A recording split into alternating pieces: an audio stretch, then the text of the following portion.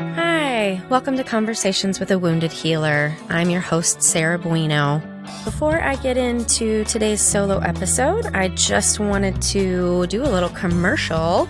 So Scott Tusa from episode 21 of Conversations with a Wounded Healer is coming to Chicago. He is going to be with us on October 26th and 27th. And on the 26th, it'll be a Friday night, and he'll be doing a talk in the evening. And then on the 27th, Saturday, from 12 to 4, he's going to be doing a meditation and mindfulness workshop. So if you are in the Chicagoland area at the end of October, we would be so excited to see you at this event. So please check my website for details at www.headhearttherapy.com. Today is just me, and I have been struggling to sit down and record this episode. I have the intention of having a solo episode at least once a month. I've been getting feedback that people like the solo episodes, and I've been struggling to sit down to do this one because I didn't feel like I had anything to say. I tend to like to do these really organically, and often I'm doing enough personal work in my life that something specific will pop up and it's something I want to talk about. And I've been really struggling with this one. And I think the biggest reason I've been struggling to sit down and talk is because I've been struggling, period. As I'm recording this now, it's the beginning of September, and it has been a hell of a summer, y'all. It has been so hard. I feel like I've been going through the most difficult part of my professional life. I feel like I don't even have a personal life. My poor sweet husband can barely get me off the couch to go do anything. And I guess I wanted to talk about my relationship to that struggle. I've been thinking a lot about ego lately. And some time ago, I apologize for not getting back to this for such a long time, but I had a listener reach out and say, hey, I really want you to talk about defensiveness, because I keep getting the feedback that I'm really defensive and I can't stop it and I don't know why. And I'm going to say that that has to do with ego. What I've been really thinking about lately, because I feel like this summer, for me, the lesson in all of the struggle has been a recognition of the fact that I'm going to fail. I've talked a lot on here about my perfectionism and how I've really struggled with it. And I think that that's what this summer is supposed to teach me. I have a terrible fear of disappointing people, and I've disappointed people, and I've let people down. I've let myself down. To tolerate that has been really uncomfortable. And I think it's all related to ego. And I think it's the same with defensiveness, right? We get defensive when we don't want to acknowledge that something is true, and it's easier almost for us to be hurt or mad than it is to just feel it, whatever it is that we're feeling. And I've been thinking about ego from a psychological perspective and a spiritual perspective, because I've been reading a lot of books on Buddhism and just general spirituality. And I guess the theme of ego and all of that is that we're supposed to dissolve the ego and not take things personally.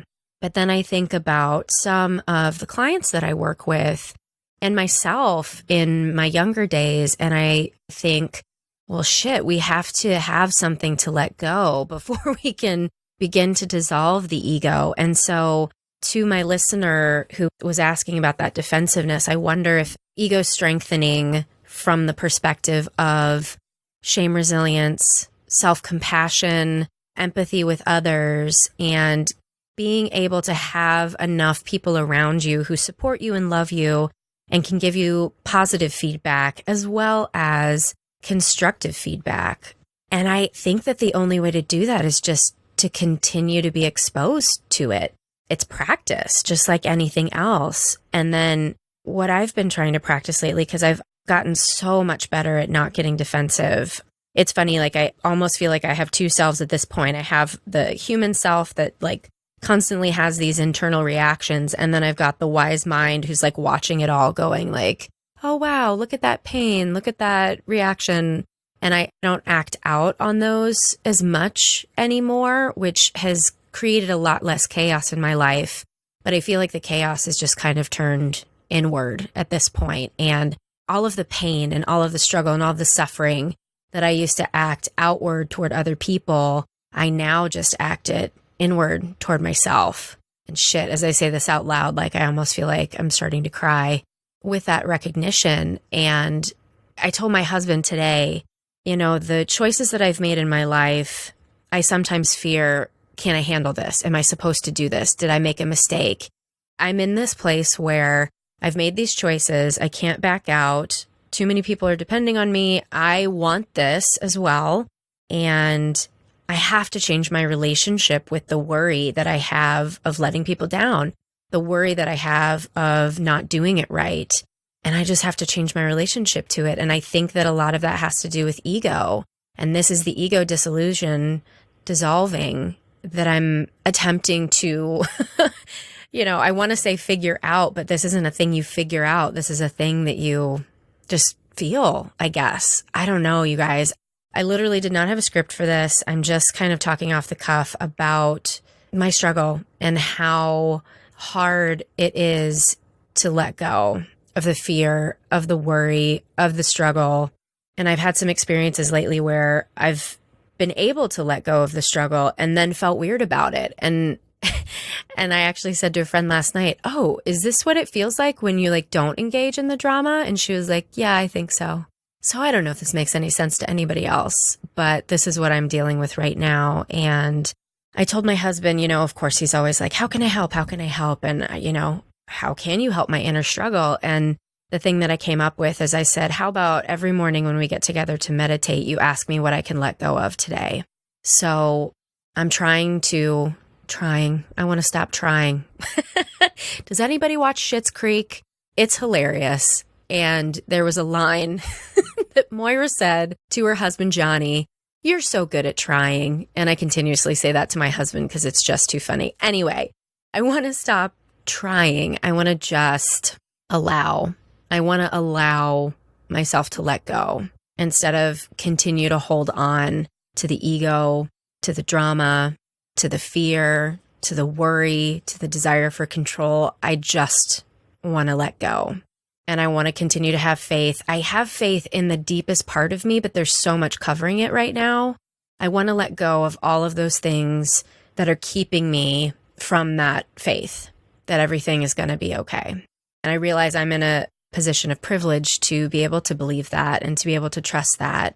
And I am tremendously grateful for that privilege and feel like I'm in a position to use that privilege to help others. So, deep breath. This is me trying to let go. And I invite you to think about, what is it in your life that you need to let go? Is it fear and worry? Is it control? Is it a relationship? Is it a job? Is there something in between you and the person that you want to be on a regular basis that's holding you back? And how do we lean into letting go? Well, thank you folks so much for listening today. As always, I'm Sarah Bueno, your host. And thanks as always to Andrea Klunder and Edwin Ruiz at the Creative Imposter Studios for editing. Thanks to Liam O'Donnell for the album art photo and to Ben Mueller for our theme music. Please visit us at www.headhearttherapy.com/podcast. And as always, you can listen to us on Spotify, iTunes, and all the other fun places that you get your podcasts. Thanks so much for tuning in. Until next time, bye-bye.